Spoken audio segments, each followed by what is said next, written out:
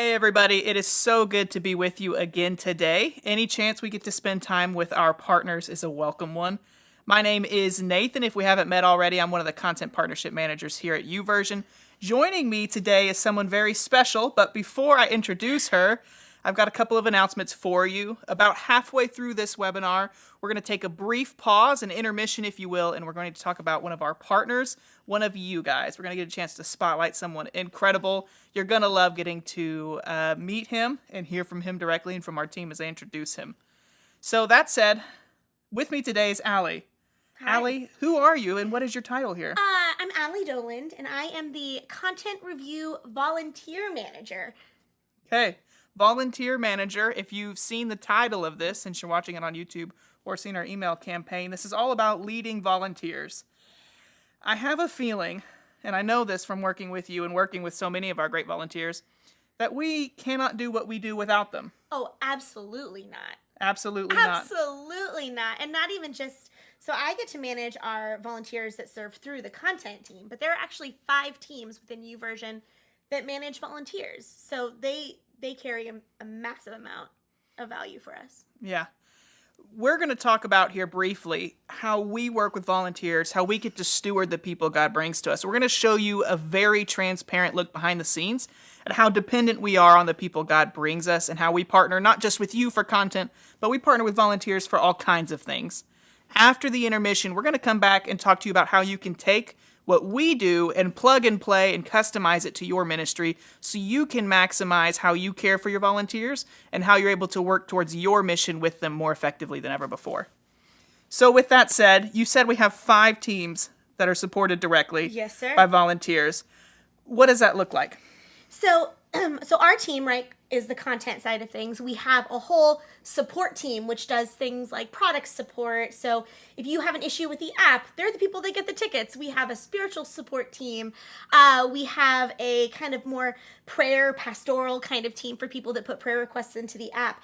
And then we have our localization team, which is essentially our translation team, which is actually our largest volunteer base with YouVersion. So overall, across those 5 teams, in 2024, so far, we're averaging about 2,400 people volunteering their time here with YouVersion to serve with us, which is amazing. Yeah, it's not possible to do what we do without them. Just a brief thought for anyone who doesn't know what localization is. To translate something is to get it into somebody's country. To localize it is to get it into their neighborhood so they can get a little more familiar with it. So we talk about localizing content. That is a huge load because our mission and our vision is to get God's word to everyone, everywhere, every day. So when we talk about that huge lift, what does that look like? Well, so we're talking about value, right? We're talking about what volunteers bring and how we can't do what we do without them. And part of that is going to be because we're a global environment, right? Like our app just represents the global church. And so the insight and the value that those volunteers bring is also that they're bringing the world to the Bible app as well. They're giving us a perspective that we don't have. So across all of the teams, that's one of the big pieces of value that they're bringing to us. In the localization side of things, because we want to make sure that our app is as accessible as possible to everyone, everywhere, every day. If we're talking about the amount of value that comes from having those translators, so let's look at 2023, right? Okay. So across the year of 2023, the localization team alone, that's just one of our volunteer teams, averaged about 1,700 volunteers. Whew. Unique volunteers. And they translated somewhere around 49,600,000 words. That's that's going through our marketing campaigns. It's going into the app. It's Bible plans. It's all kinds of things. And if we look at the value of that, if we look at the value of these volunteers giving their time for those same amount of words to be translated or localized by a professional that we are paying, we're looking at somewhere around a little over $5,700,000 that we would have spent on localizing all of that content. And so now, because we have those volunteers that are bringing their localization efforts, but they're also bringing their understanding of their own cultures, they're bringing their understanding of their own theological backgrounds, we're able to take that money and reinvest it back through the app into other things that God wants to do through this mission that we get to be a part of. That is a tremendous value. It did not start that way. It's been something that has had to been stewarded very carefully all the way up to where it's at today. Those are huge numbers. Whether you work with numbers like that or not, here's where we get there, is you don't start with 10 and you don't start with 5, you start with 1. That's right. So when we think about how we take volunteers in general, what is your first thought as a volunteer manager, as a leader in this area? What are you thinking when a volunteer, from start to finish, really you can go anywhere with this question, but what are you approaching? What are you thinking when you come to volunteers? Yeah, so our team, for instance, content review, we are the newest of the volunteer teams. So we're actually one of the smaller ones as well. So we run about 130 volunteers at the moment. So that's a very different number than 1,600 unique volunteers, right? So we're in that process right now of starting kind of in that smaller place. And so when I'm looking at the volunteer experience, what I want them to understand is how much we value them. Like, that's going to be my number one priority, because again, I think sometimes when you're on staff with something, you can assume that the buy-in is different. And I don't think necessarily that it is. I think the buy-in and the understanding of the mission, the understanding of how important it is, I think that the volunteers have that. The difference is the capacity in terms of time, right? We get to spend all of our time during the day thinking about, we eat, breathe, sleep, this. Our volunteers have whole lives going on, and they're adding this on top of it. And so when I'm thinking of a volunteer, I want to think about how can I acknowledge what they're giving us, because they're essentially tithing time to the mission that we have. So how am I making sure that they know that I appreciate and see that? And with every interaction I'm having with a volunteer, I'm coming at it through the lens of, I know that this is all I do, but this is not all that they do. And so what's the grace look like in understanding the reality of what they can and can't do? The other thing I'm looking at is, what is their volunteer experience? Do they know that it's not just what they do that's important, but it's who they are that brings some value to the team? Do they know that I care about their families? Do they know that I care about their perspectives and their opinions? Do they know even when we disagree that they're going to be heard? What does it look like to build trust with our volunteers so that they know that we know that the value that they bring is massive? That's a lot. That's a lot. That's really good. I want to backtrack a little to what you said kind of at the very beginning. It seems like I'm kind of playing like I'm a partner here, so I'm interviewing you that way. Right. It seems like when we get a volunteer, we automatically assume that their buy-in and their capability is exactly what it would be as a staff member, minus the time they have to use that capability. Yeah. So from the jump, we are not necessarily micromanaging them, is what it sounds like. Yeah, I think ownership is a big deal, right? And there's a fine line, right? We talk about this a lot. There's a fine line between ownership and entitlement, right? But we want them to know what they have to own. And so that relationship, that trust, needs to go both ways, because they need to trust in what we're producing, what they're a part of. They need to be able to trust that we're going to see them as human beings and that we're going to value their contribution. But we also need to trust and know that they're able to contribute in the way that they say they're able to contribute. And so that give and take of that trust has to happen with relationship. And if there isn't relationship there, that trust just doesn't build the same way. Yeah, so we trust them from the jump, so to speak. As soon as they join, we're trusting them. We're empowering them with ownership. We're saying, this is the mission. We know you get it. Here's some tasks. Before we get into the tasks, you talk about valuing them as individuals. What does that look like? I think the biggest part is, are we setting up a structure so every single volunteer feels like they're known and seen? So on a team like ours, 135 people, we're still at a size where that's manageable for me to know everybody. But as we get bigger, how is that scalable? How do we make sure that as the teams grow, that they get the same volunteer experience that a smaller team is going to get? And so we're going to make sure we're setting up a structure that supports that. And so, YouVersion is a digital ministry of Life Church. And Life Church has one of the healthiest volunteer cultures that I've ever experienced. And one of the philosophies we use is from this book called Lead Small by Reggie Joiner. And it's actually a resource for small group leaders, which is very interesting. But the concept of how small can we lead? No matter how big something gets, how can we still make sure someone knows that they're seen, needed, and known? And so we're going to set up a structure where I know who I'm leading. And then I'm able to equip those people to lead people under them.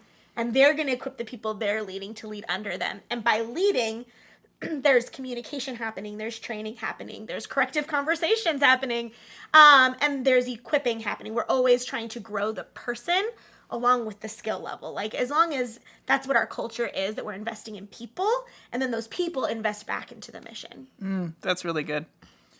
So I think about this. Those are big things. And so I've been around a lot of ministries, and maybe as some of you partners, you can relate to seeing ministries like this, where it's hard to trust a volunteer. And especially, you just mentioned tiers. Yeah. So when a Life Church, because that's where, we're a digital ministry of, when Life Church approaches these tiers, which is something we model on the YouVersion side, what does that look like to have a volunteer tier system? I think, you said it right there. It's about trusting, right? So it's different levels of trust, because the farther that you're away, you have to make sure that the culture that you're inputting into the people you're leading, they're going to be able to impart that into everyone else. And so those levels of trust are really important. So I think that comes from the top down, right? So it's really hard to trust when you don't feel trusted. So there's a portion of that. There's some risk involved, because you're like, well, I'm trusting this person. We're going to, hopefully discernment and the Holy Spirit's kind of helping me figure out if I'm making the right call here. But it's about, am I staying present enough that if there is, that I'm able to kind of pick up the symptoms of when something is not connecting properly. And so at a church campus, that's easier because you're seeing people on a consistent basis. You see them in person. For us, that's a little bit more it's a lot more complicated, because our volunteer base is all remote. So we're global. It's all over the world. So how am I making myself available to people? But also, how aware am I of those little areas where symptoms are going to show that maybe something needs to change? Yeah, so you're talking about delegating different levels of trust. So let's review what we've established so far. We want them to feel valued as an individual. We are giving them trust right away. We're checking with them. We're touching base. They're bought into the mission, and we want to steward the time that they sacrifice and give to us very well. Yeah. So then we're going into role leaders, is what this sounds like. I know that's already vernacular that we use. When I talk about a role leader, is that a volunteer? What does that look like? Is there when we approach it as YouVersion or as Life Church, where does a volunteer role leader come from? Is there multiple levels of leaders? How far into the organization are they leading? Oh my goodness, I love this question. Okay, so ideally what's going to happen, the way that we would work, is we've got a staff member, right, that is almost like I get to manage and lead this whole kind of tree that we're going to build, but also I get to be the point person, I get to be the advocate, I get to be the person on staff that gets to speak for all of the people that are going to be a part of this process. Under a staff member, we're going to have a coach, right? And so that coach is going to lead also multiple people. What I'm trying to do, if I'm thinking through lead small, I'm thinking, I don't want my coaches to lead more than 5 to 7 people, because that's going to be a realistic relationship. That's like, oh, I can check in with 5 to 7 people consistently and know what's going on in their lives and know what their spouse's name is. I can do those things. But if that's my expectation for a coach, then that means under the coaches, when the team leaders come into play, we want to keep that same structure of trying to lead as small as possible. And so you actually do want to create, it sounds more complicated, but you want to create kind of a wider network so that you can keep those teams smaller. But our coaches, our team leaders, our trainers, all of those people, if we have a welcome team, I know our localization team has a welcome team for onboarding new volunteers. We want all of those people are going to be volunteers. So I'm going to repeat some of these role titles. Yeah. There's you as the staff member. Underneath you are volunteer coaches. And the coach's job is what? Just to lead the role leaders. So the coach's job is, so if I am the point person with the staff, the coaches are the point person with me. Okay. And so they're going to take the information or the training or the equipping that I'm giving to them, and they're going to pass those down. Okay. To the people that they're leading. They're also going to be doing what we call span of care. Span of care is essentially pastoral care, just not in a pastoral role. So they're going to be the person. So if I have a coach and they're over 5 to 6 team leaders, that coach is going to be the person that team leader reaches out to if they're sick, if someone in their family needs prayer, if they're going on vacation. They're the person that's going to be checking in and scheduling what we call one-on-ones. They're going to be the one, if they have feedback, they're going to go to their coach the coach is going to bring that feedback to me. And so if it goes down to, we have a volunteer, maybe they're new, maybe they've been serving with us 3-4 months. They're not kind of in a leadership role right now. They're doing review for us. If they have feedback, the idea is they would go to their team leader. The team leader, if they don't have the information or are not equipped to address that issue, they're going to go to the coach. If the coach is not able to address the issue, then they would take it to me. I see. So staff member, coach, which is helping to make their role leaders feel valuable. Yep. I'm going to assume that the role leader that's underneath the coach is doing the same thing Yeah. for the boots on the ground, to use a common phrase. That's great. Yeah? That's exactly it. Yeah. Okay. So staff member, coach, role leader, reviewer, in our case, reviewer. Yeah. Or localizer. All of them are doing the same work, or once you start to move up in the level as a volunteer, do you not keep reviewing content? How does that work? So in our team right now, they are still reviewing content. And part of that is just because they signed up for this team because they love content. They love reviewing content. That's what they're passionate about. The people who end up in a leadership role, they might be our best reviewers, they might not. But what we're looking for is people who want to lead people, who are able to see leadership potential and grow things in people, who aren't afraid of having corrective conversations. Those are the things that we're looking for. Right now on our team, those people very much still want to review plans. And so their first priority will be span of care. Okay. So that is first. If they are able to provide that span of care with clarity, then there's also, they can also continue to review plans. Now that is completely up to the team structure. So I know at a campus level, the way that I've seen it as well is, say you have a pastoral staff member and then you have a coach. Now that coach isn't, say they're part of the hospitality team, so greeting or beverages and snacks and things like that. That coach probably isn't going to be at the hospitality station handing out iced tea, right? But they're going to be overseeing the person that's overseeing that. So it really depends on how you are structuring your ministry or your product or whatever it is that you're doing. So we talk about how much we want to pour into them, and we trust that they're going to pour back into us. Part of this, and part of keeping in mind the mindset that you're talking about, is how much time are we asking or expecting them?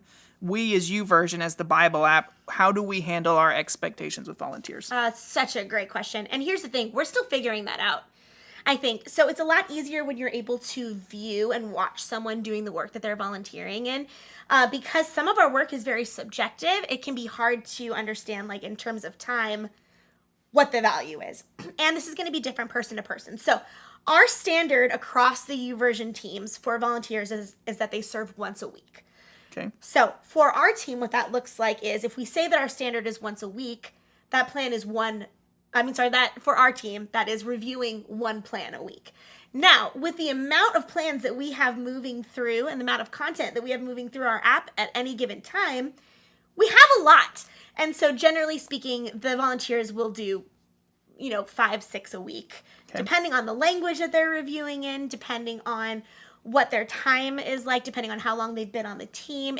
There's a lot of factors to consider. Have you ever encountered a volunteer that's not a great fit? Yes. What is that? How do we approach that as the Bible app? Absolutely. So that is, no matter what environment you work in working with volunteers, there will always be a situation where you have to have a conversation where someone is not the right fit or not the right fit for the right season. What I found is the very first thing and most important thing is how you are managing the concept of that conversation before you go into that conversation. We like our isms at Life Church, so we'll have kind of like the same sayings that we say over and over again because it kind of helps us remember and keep things centered. And so one of those isms is that it's not just about what you bring, it's about who you are. Another one of those isms is it's not just what we want from you, it's what we want for you. So do I believe that in going into this conversation with a volunteer, that serving isn't something just that I want to take something from them, but I want something for them. So if they are not a right fit for the team or for the role that they're in, I need to make sure that I'm going into that conversation understanding that my goal is not just to correct. My goal is to find that person the right space.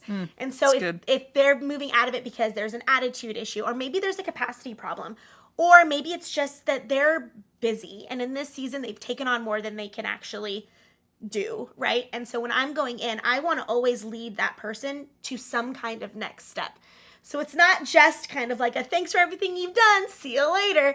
It's a how can I work with this person to find if this is not the right space, what is the right space and what does that look like?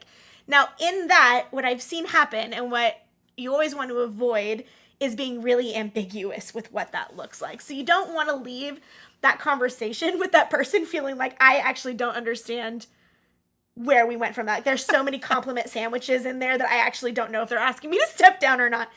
So be clear. Be really clear about what the expectation is. Be honest with them about what you're seeing. If there's a team leader that maybe they've got a lot going on in their lives, and they're not quite stepping into the responsibility that you've asked them to take on, be honest with that, but also be honest with, I see where this comes from. The other thing that I think is important, I know this is a lot of information. It's good. The other thing is make sure that you're also checking that the problem is not rooted in something that you're doing. Because sometimes the problem is not that this person needs to be moved out. Maybe this person hasn't been communicated to well. Or maybe there's been systems or processes or rhythms that have happened before this that have led this person to this place. And maybe it's an opportunity to look back at your system and processes or your leadership style and say, hey, there's actually something I need to correct. That's really, really good. I think that's really insightful. If you're like me, I look at, I'm not really always great with nuance, and so I'm looking in for exactly what this kind of thing looks like. So let me summarize to make sure that I'm tracking with you. Do it. This is great. It sounds like we want to bring in people, and we want them to have a great experience because we care about them.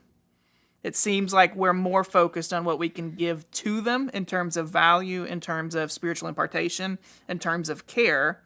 And we're trusting that because of who they are, they'll pour back into the organization. And as they pour back into the organization, it's more about equipping them to do that in a way that makes sense to them, in a way that they clearly understand, that they can clearly take action on. And from there, we take them and we raise them with further and further levels of trust and responsibility based on really what God is bringing them to us to do. And that comes from a mutual understanding of you and your team and the volunteer. Yep, I love that summary. Just summarize all my thoughts for me all the time, Nathan. That's really helpful. I think it's also important that we don't overlook the practicalities as well, right? Because, so I'm a volunteer manager. So my main priority is going to be the volunteers. That's who I'm managing. But on the other side of this, realistically, we have volunteers because there's work to be done. Yeah. Right? We believe in our missions. We know that it's important, and we know that we need people to partner with us to get things done, to maybe they have a reach that we don't have, or a perspective that we need them to bring, or a skill set that we don't have. And so there's practicalities there as well. And so it's not all just about the warm, fuzzy stuff, right? It's also the better you care for your volunteers, the more efficient and the more dedicated those volunteers are going to be to the work that they're doing, and the more value they are going to add to the organization or to the product or whatever it is, the ministry that you're doing. So it's a constant process of understanding that there needs to be balance in both of those things. So when you ask someone to step off the team, like we just talked about, because they're not in the right space, you're having to weigh both of those things. You're having to weigh, I need this stuff done, and then you're having to weigh, but this is a person that God's put in front of me to care for. So how in each situation, nuance, can I best balance and do both of those things? That's great. I have one, you said practical, and it makes me think of a question that you are likely asking. You're hearing all of this, and the question becomes, do we vet our volunteers? If we do, what does that process look like? Because they are stewarding a portion of the Word of God. They're stewarding content. Absolutely. And so for the content side of things, yes, it's very important that we're vetting our people because, again, we're extending a lot of trust. And so if we are extending trust for them, say we're getting a bunch of Bible plans in and they're reviewing those Bible plans, we can't look back at every one of those Bible plans. And some of them are in languages, honestly, I can't look back at them anyways. And so there has to be a level of trust that the volunteers that we have are able to carry that for us. Because if that doesn't exist, we're still having to go back and do the work. Right? And so actually, this is something that we're learning right now is what is the best way to vet people to get them to make sure that they have the skill set necessary to serve on our teams. And what does that look like team by team? Because there might be other teams that the vetting process isn't quite as necessary. Or there might be someone who is really, really good at quality control when they're watching a video. But then we hand them a Bible plan, and we're looking through that Bible plan, and it's like, well, they didn't catch that there was no punctuation in this Bible plan. They need to be able to do that. But then how can I move that person over to where their skill set is? So instead of saying, no, sorry, you're not up to the level that we need you to be, it would be, you're somebody that I know has a passion for our mission and wants to serve. How can I help you find the space that you can settle into? So that's kind of the balance we're finding with our defining what our vetting process is going to look like. That's so good. So as we wrap up this portion, is there anything I have not asked you yet that I should be asking you when it comes to volunteers? That can be about our heart posture, our mindset. That can be a practical thing. That can be more nuanced. Is there anything about this that, as someone who gets to work with our incredible volunteers, they're amazing. Is there anything that we maybe should have touched on that would benefit a partner about our process that I haven't asked you yet? It's a very good question. I think we've covered most of it. I think maybe it's just reiterating that the value that a person brings through volunteering, they're going to notice whether or not you see the value. They're going to understand whether or not you understand what they're bringing to the table is important. So as you're, maybe you're new to building a volunteer base, whatever that looks like, the need, right? They know there's a need or you wouldn't have asked them to do it. But how are you communicating the value of what they're bringing in? Because that is going to be foundational to a volunteer culture. That's really good. Thanks. Allie, that was great. Thank you. We're going to cut right now to a partner spotlight, but we'll be back in just a moment to talk about how you can take everything we're discussing and apply it to your ministry. We'll see you in just a moment. Hey everyone, it is so great to be spending time with you today. If you watched the brand voice webinar, you may or may not remember me. I'm Renee and I get to help steward our YouVersion brand voice. And I'm just so excited to be back here with all of you and with my friend Augustine, highlighting one of our incredible partners. Hi guys, I'm Augustine. I am a content manager here on the Bible app, and we are just so thankful for y'all's partnership, and that is why it is our honor to get to feature one of you guys every month. Today, we get to hear from Pastor Scott. He's a local pastor in Arizona, and he takes his Sunday sermons and transforms them into digestible Bible plans for everybody to access. He actually sent in a little video so we can hear firsthand about how God is working. Let's go check it out. Hi, my name is Scott Savage, and I'm a pastor, author, and speaker, and I live in Arizona.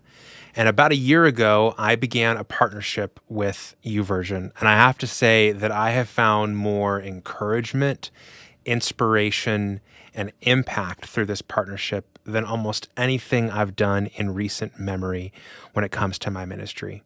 You see, as a pastor of a local church, on a regular basis, I'm writing, preparing, and delivering sermons. I write a message, I review it with my team, I deliver it to my people. There are small group discussion questions that are written, videos that are recorded. The sermon is uploaded. It's chucked into little pieces for social media. Our groups discuss it. But often I wonder, what is the long-term impact of that message? And so multiple times in the past year, I have taken sermons and taken them from a sermon form and put them into a devotional form and loaded them into YouVersion. And then God has blown me away with the impact of how he has taken my words that I prepared for a sermon years ago, and then refashioned them into a different format and a different medium and brought more fruit from that work. In fact, recently I wrote a plan around Easter, and that plan did exceedingly and abundantly beyond any of my imagination. I began to receive emails from people around the world talking about the impact of that plan. A group of 75 people in Australia who went through that plan together. A student in Taiwan, a young woman in Malaysia, an older man in India, a new follower of Jesus in Nigeria, people from all across the world and all across my country, America, who are learning about God's word in the days after Easter and experiencing inspiration. One woman asked me to pray for her for a situation she was navigating in her church, and what she read in those 5 days in the Bible app had a profound impact on her and how she was navigating this situation. I'm so grateful for my partnership with YouVersion and the impact of the training that people like Deidre, Nathan, and others are providing each month via the partner webinars are helping me to know what to prepare and publish next. I'm so grateful that over my first year, close to 100,000 people will have started my plans. Close to 50,000 people will have completed my plans. And I feel so unworthy of what God has allowed me to do in this platform. So I want to say thank you for this partnership. I'm so excited for what's to come for partners like me and the ways that God will use me. And I'm so grateful that I found YouVersion. I've been a user of this app for over 15 years, but this last year has been the very best. Wow, that was such an incredible video. Thank you so much, Pastor Scott, for sharing that with us. It is really amazing to see how you are impacting your local community as well as people all over the world through your content. And you guys might be in a similar position as Pastor Scott. You guys might already have articles or books or sermons or talks already prepared that would make really great Bible plans. And so by transforming them into Bible plans, you never know how God might use your content and impact people who you may not even have met yet. Yeah, that's so good. And that just makes me think that, man, we are so grateful for you, and you are uniquely positioned to reach people that no one else is reaching, just like Pastor Scott is. And we just hope you know that our mission to reach everyone, everywhere, every day with God's word, it wouldn't be possible without all of you. So thank you for partnering with us. And thank you, Pastor Scott, again, for sharing a little bit of your story with us. Hey everybody, welcome back. I hope you enjoyed that partner spotlight as much as we did. So far we've been talking about leading volunteers and specifically how we approach it here at the Bible app as a digital ministry of Life Church. For this next part, I want to dive into what we're talking about and how we can bring value to partners, because I imagine, based on my conversations with partners, many of them have just begun or are beginning to raise a volunteer force to serve alongside them in their mission. Or maybe they've got somewhere around 200 plus volunteers and they're looking for what's next. They're looking to identify what their culture should be, things of that nature. That's an exciting place to be. That is That's an exciting really place. That is an exciting place. So as we look at this, and we're looking at people who are building a volunteer force, I imagine one of your first questions is going to be, how do I recruit volunteers? Ooh, recruitment. Recruitment is fun. Recruitment can be tricky. So I think it kind of depends also on where you are with your volunteer base, right? So if you're just getting started recruiting volunteers, this will be kind of like the ground level of volunteer. I would start just simply with who you know. Who do you know that can do the role and that brings the right kind of personality, or what we use the word culture a lot. They bring the kind of culture of the team that you want to build. So sometimes if someone can do something kind of as good as you can do it, but not quite as good as you can do it, we have the tendency to kind of like hold on to things until we find the person that can do it exactly the way that we can do it. So we're going to throw that out. We're going to go with something called the 70-30 rule, right? So if someone can do something 70% as well as you can do it yourself, but they also bring the kind of culture that you want to build on your team. So say they're teachable, say they've got a great attitude, say they're really good at galvanizing and like bringing people together and getting people excited about what's going on. Do they have the personality traits of the culture that you want to build? And they can do the job about 70% as well as you can do it. Because you can take someone from 70% to 100%. That's just a growing scale. So then your job at that point is to develop them from that 70% up. So you want to look for personality over skill a little bit when you're first starting to kind of build your culture. If you already have a culture of volunteers, maybe you're at that 50 to 200 people mark, your best place to start in recruiting new volunteers is going to be with the volunteer base that you already have. The best way to do that is to invite your current volunteers to invite people to serve with them. Because what's going to happen is they're going to invite people that they know personally. So there's already going to be an established relationship there. they're going to be able to identify that 70%, right? Can they do something 70% as well as I can do? And then they're going to be also owning part of that, getting them from 70 to 100%. So then you're also helping another person learn to develop the people. They're also going to be looking for people that are going to enjoy serving and invest into serving the same way that they are. So then they're going to bring more of the culture that you've already built just over and over and over again. Now that is my favorite place to stay in recruiting.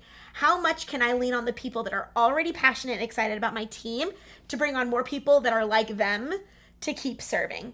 But if you're past that point and you're like, we gotta scale real quick, or hey, I need to scale outside of my sphere and outside of the world that I am connected to, that's when you're going to want to go into something like a campaign. So you're going to want to lean into things like social media, or what other tools do the people that you know that you can partner with have to get word out about what the serving opportunity is, what the expectation is, and how to get into contact with you. That's good. You talk about culture a lot there. Mm-hmm. So when we're considering a volunteer culture, what does a healthy volunteer culture look like that makes it inviting to bring other people in? Yeah. And so you ever walked into a church or just a room in general, and the people in there that are already in there just like aren't talking to each other at all, right? They're just kind of like there. And you walk in and there's nothing about that environment that makes you think like, wow, this is somewhere I want to be, right?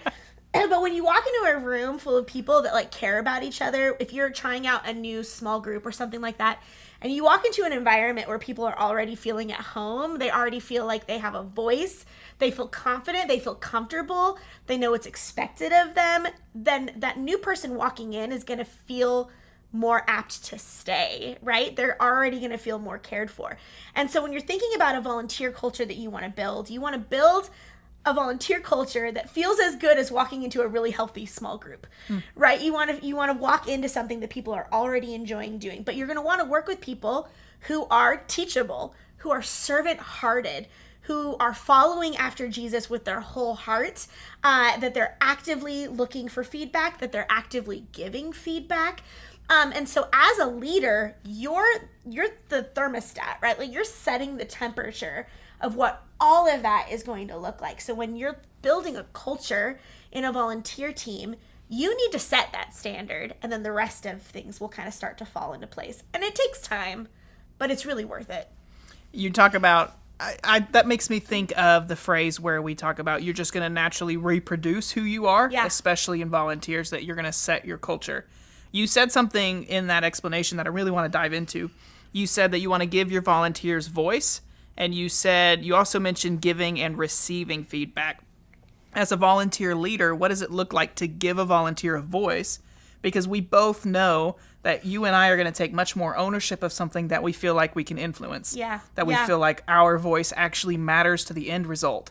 How do we give that voice to a volunteer? Well, one way is really simple. Respond.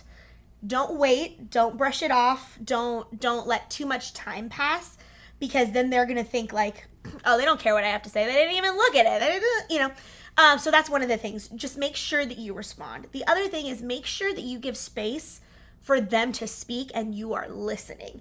Even if you disagree, even if you go into the conversation already knowing what they're going to bring and knowing that like, hey, I'm going to have to correct that, that's okay. Make sure that they have space to feel heard. And then also, if there's opportunity to show some kind of fruit or evidence out of that conversation, take that opportunity. So if they give you, say, like 3 or 4 points of something that, you get on a conversation or a phone call with a volunteer, they're unhappy with some things. They give you four areas of feedback, right? Say 2 of those areas of feedback are kind of smile and nod situations where you're like, I'm going to make you feel heard, and then I'm going to explain why we're not going to do that. If there's 2 of those suggestions that you can do something, you can make a change, or you can explain like, hey, I hear you, this is what I'm going to do. Take that opportunity, let them see the fruit of, hey, I said something and it actually caused some kind of response. And then a big part of that is also how you take feedback. So if you don't take feedback well, your team is not going to grow, your culture is not going to be healthy, and you're not going to receive the feedback that you need, and they're not going to take feedback from you. So you need to receive the feedback well. And so actually, I just got a great piece of feedback from a volunteer yesterday. So I don't know if you can kind of hear it in here. I'm a little scratchy. I've been sick, and so I had a volunteer reach out to me. She left me a voice message in WhatsApp, and she said, "Hey, I saw you on a video on Monday, and I could hear in your voice that you were sounding all scratchy. Are you sick? Are you sick and I didn't know it? Like, why is this the first time I'm hearing about this? Like, Allie, you need to be, like, you're asking how I can pray for them all the time. So I'm asking for transparency from them, but I'm not giving the same kind of transparency back." And she was like, "That's not how this is going to work." And I loved it. I loved that she, first of all, felt like she could come to me with that kind of feedback, because that's also kind of personal. Yeah. And she felt comfortable that she could give me that feedback. And then I got to feel like, you're right. The culture that we're building here is that I can tell you, hey, guys, I'm under the weather. And so how am I going to take and receive that feedback and make sure that they know the next time they have feedback for me, I'm going to be here to listen to it. I think that's so good. I think you touched on something. You talk about being transparent and transparency and giving feedback. I think you cannot emphasize enough how important giving that trust and that transparency is. I think something that we do pretty well here is that we're not hiding or withholding anything from volunteers. Our volunteers, we're not treating them like volunteers. We're treating them like co-laborers in the mission. Yeah. So that's so good. I'm so glad you brought that up. I'm going to transition just a little bit here, and I want to talk about the life cycle of a volunteer, because we've talked a little bit about how we do it on our side, but as our partners are watching this, as they're building, whether they're a local pastor, whether they have a content creation ministry where they can fit people in, whether they could use social media volunteers, wherever their avenue is, let's talk life cycle. We've talked recruitment.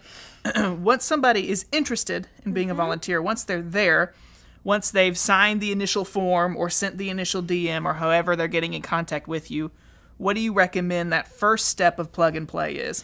Yeah, so the first thing you're going to want to do is some kind of personal connection. So you can send out an automated email with information. That is great. But the best thing that you can do is make sure that there is a person to receive that volunteer, because if there isn't, that's a space for them to fall off, right? You're going to want to make sure if someone has signed up or communicated that they're interested in serving, however you kind of manage that process, 24 to 48 hours before there's a next step follow-up. So from that point of when someone has shown interest in serving, through how orientation goes, how training goes, into that first time that they're actually serving, that's where you are going to lose the majority of people interested in serving, is in that process. So you want to make sure that you create touch points in there where there's not opportunities for them to fall off, because human beings are distractible. We're distractible. You're distractible. I'm distractible. That's a human condition. So you want to make sure you're giving them points to keep them on track. But so you've got that recruitment space. You're going to want to do an orientation with them, because the more things are ambiguous, the less likely they're going to invest, because they don't know what's expected of them. So you want to make sure that you set the expectation and they know what you want from them. You're also going to want to provide any tools that they need up front. Training is so important. And from what I've seen, it's kind of one of the first things that goes, because people are like, oh, we can learn on the job, right? Try not to do that. As much as you can, create training materials or set them up with a trainer, because the more equipped that they are, the more clarity that they have, the more likely they are to continue serving, to take ownership, the more likely it is that you're going to see any kind of leadership capacity or anything like that in them, is when they're equipped. So make sure you equip them up front. And then from there, just making sure someone is available as a touch point through the entire process. It sounds like there's things that you can automate within processes like this that are going to take work off of you. But as often as there is a person touch point, that's going to bring the most clarity. So if you can't do that, say your volunteer base has gotten so big that you're not able to reach out to everybody or be that touch point, and then it kind of it's so much work that it kind of ruins having volunteers to begin with, that's when you're going to want to start bringing people in to kind of help you carry that load, people that you trust to carry what you would bring into that conversation for you as a delegate, and they can kind of carry that. So even a volunteer could do the training. Yes. That's great. Yeah. So we're moving on from the life cycle. We've trained and onboarded them. Obviously, they're recruited. They've just started serving. Let's say they've only been serving for 90 days or less. What should our partners be considering? Yeah. Okay. So retention, right? So retention is going to depend on How much do they enjoy serving? How much do they feel like even when it's hard or there's a lot going on, that their investment matters, that their voice is heard, and that they still know what is expected of them?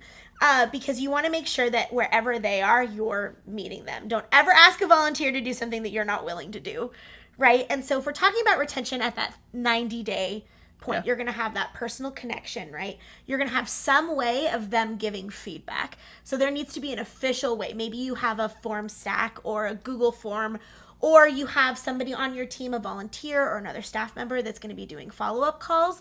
But at around 90 days, you're going to want to start to build into them like, hey, if there's something that we can fix that's not working well, rather than not saying something and ghosting and disappearing, here's an official way that I'm going to ask you to tell me how it's going. So they don't have to start the conversation.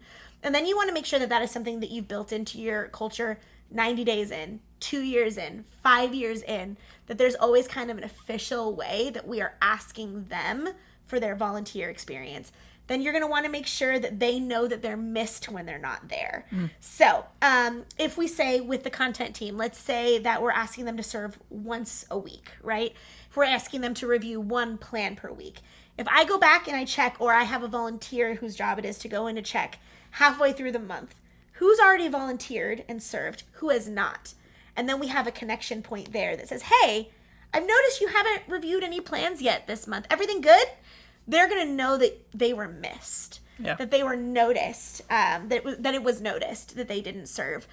Celebrating birthdays is a really easy way to encourage long-term retention. Knowing when their anniversaries are, having someone on the team that knows their kids' names. Those kinds of things that really seem very simple, but those are the kind of things that build a foundation for long-term retention with volunteers. That's great. I like what you're saying about paying attention to birthdays and to milestones as they serve, and giving them a voice very early. As we move forward, I like that you touched on retention. How often should they be focused on retention? I would say often. In my process, for example, I have a bi-weekly check-in system. And so I do that follow-up with a, hey, you haven't served yet this month. Everything good? Or I contact my volunteer leaders, my team leaders, and say, hey, these people on your team haven't served yet.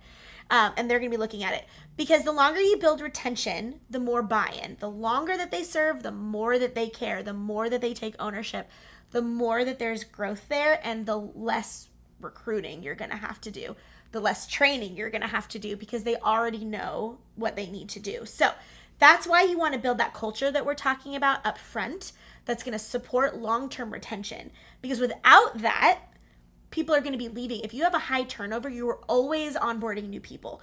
You are always training new people. It's really hard to hand extra responsibilities onto someone who's only been serving on a team for 2 months. But the longer that they're there, the more you can hand off of them, the more that you're freeing yourself up to do other things, the more ownership they're able to take, and the less time you're going to have to spend trying to replace the people who are leaving. That's really wonderful. So let's say we are 60 days, 80 days, 120 days. Let's say we're into the volunteer relationship. They're just not performing. We've tried to shift some things for them. They have, let's take it for granted that they have an open channel of feedback. They've been providing feedback. They're just not a great fit.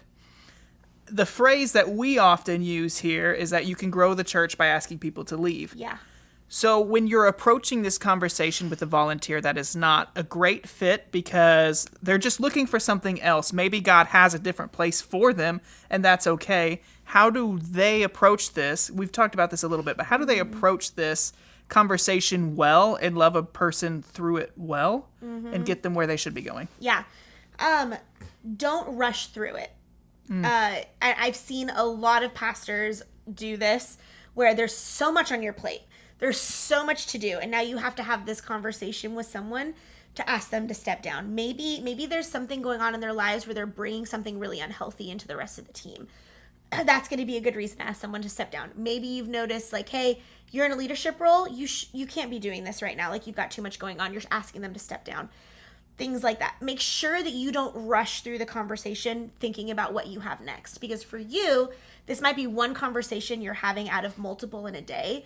for them, this is something that's really going to impact kind of the day-to-day, week-to-week in their lives. So make sure that you take time with it. Don't rush through it. Don't overlook them. But, and again, I think we talked about this briefly before. What is something else that you can move them on to? What is a next step?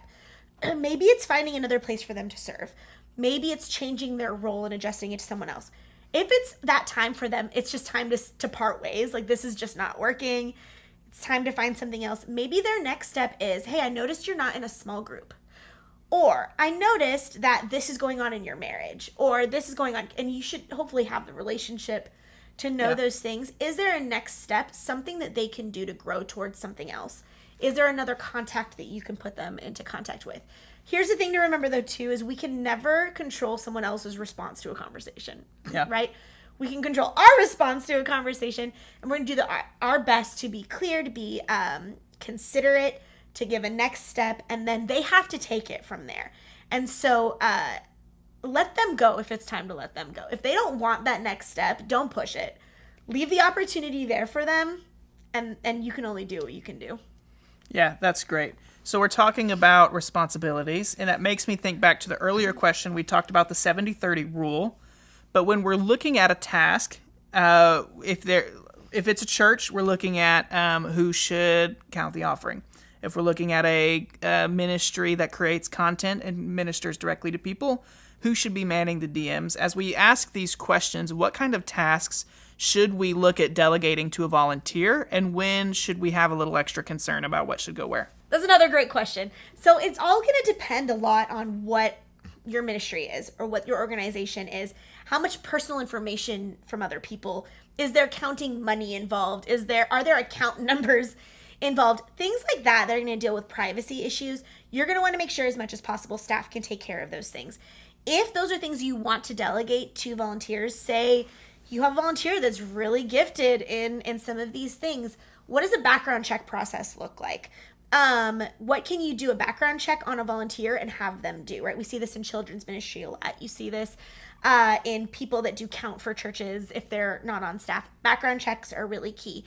It just depends on your organization. If there's something like who can build a photo op, right? Or who can make sure that all of my content gets uploaded, right? Those are things that can be taught. So those are the kinds of things you're going to want to lean into that 70-30 rule.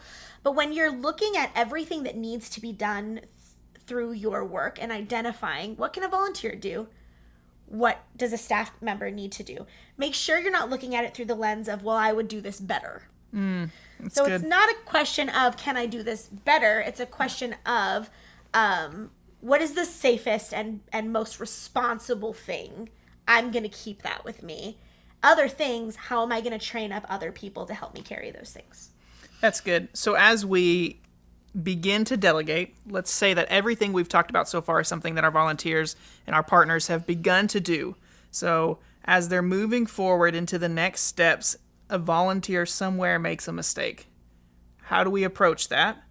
And for more clarity to approach this, let's say they make a mistake that has to do with someone outside of the ministry or the organization. So, for example, perhaps someone sent in a prayer request and it was not handled as appropriately as it should have been. Mm-hmm. Or let's say a volunteer was supposed to show up and turn the lights on for the building, did not do so, and so the heating or air conditioning has not cooled or heated the building appropriately. Yeah. First thing I would do is assume the best.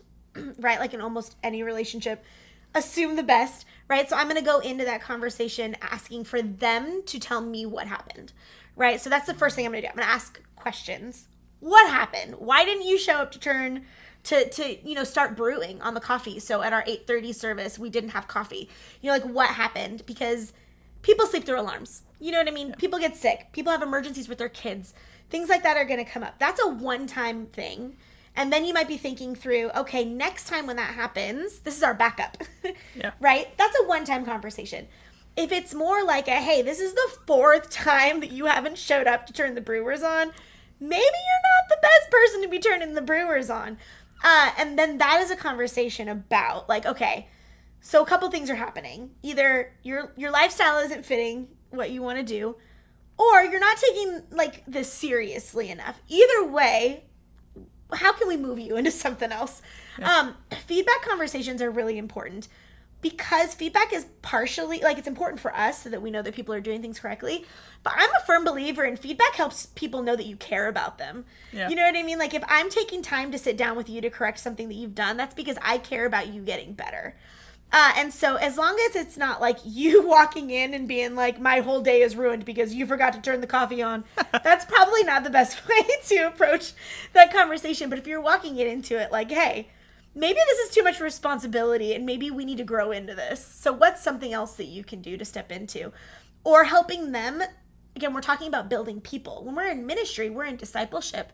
Part of discipleship is building people. Yeah. And so that's also saying, like, this person obviously wants to be, I'm totally harping on this example, but this person wants to be involved, right? They want to be reliable. They want to be dependable. So if they're not to the level that they want to be, how can you help them build the skills involved to do that? How can you help them practice and build kind of that scaffolding that's going to lead to where they want to be? That's great. That's really good. I love how you're talking. It seems like, I'm going to do the summarizing thing again. Yeah, I love it. It seems like really it comes down to, as we build our relationship with volunteers, as we equip them, it comes down again to the heart posture of, I want to equip you to succeed because I trust that you're going to help with the mission. Yep. It's really about empowering them as much as they can. It's really about getting them in a place where they can serve alongside all of us on our mission. Mm-hmm. Here's another Life Church-ism, though, because I feel like this is also probably getting really big. So if you feel like you're starting to build a new volunteer team and you're like, I have to do all of this follow up on top of everything that I'm already doing, like, what's the point? And I hear that. So one of the isms we have at Life Church is do for the one. So you're going to have some people that are showing up to serve that they don't want the level of investment that you're capable of giving them, right? But you're going to have some people show up that really, really do. And so part of this is also identifying who can I build and who is comfortable being where they are. Both of those are valid spaces to serve in. And if you have people that are very comfortable showing up, not on a Sunday morning, maybe they don't want to serve on a Sunday morning, maybe they want to serve on a, Thursday, they come in and they do prep work because they don't want to deal with the hustle and bustle of people around. They just want to show up. They want to, I don't know, it's Christmas time. They want to stuff stockings or something. And that's what they want to do. That's their investment. That's okay. But then you're going to have people that really do want to take that investment. So it's about identifying where both of those people are and doing for the one what you wish you could do for everyone else. That's really great. That's really great. Is there anything that I, or the partners that I'm kind of advocating for here, is there anything we should be asking you as we begin to build our volunteer culture, as we look at building retention, as we've successfully started to move into recruitment? What should we be thinking? So here's the thing with volunteers is a lot of this is so dependent on what it is you do and what it is you need done, what your support system looks like, what you're building. There's so much in there. So I think a good thing to keep in mind is who is your support system? Who are the people that you're bouncing these ideas off of? That's good. Do you have people that you're serving alongside that feel confident leaving you a voice message saying, hey, I noticed you're sick and I'm upset that you didn't tell me? Like, who are those people that are helping you figure out what that culture looks like? Because if you're doing it by yourself, you're probably just going to end up building a culture that suits people who are like you. So make sure that you're surrounding yourself with people that are going to invest in what you're building and bring maybe an opposing opinion or a different culture of person, a different generation of person, and make sure that you've got lots of voices a part of it. That's really wonderful. I feel like we could talk about this for much longer. Oh, absolutely. But I'm going to cut us short in the interest of time. So if you have any further questions that I didn't ask, or you have ideas, or you want more examples, or you want to connect with Allie, shoot us an email. Our email is partnerships@youversion.com. We're here to serve you. We would love a chance to connect with you. Don't forget to like and subscribe to the channel that you're watching this on. We'd love to continue building a relationship with you as our partner and bringing you as much value as we can. With that, Allie, are you ready to help me sign off? I'm ready. Let's do it. See you all later. Bye.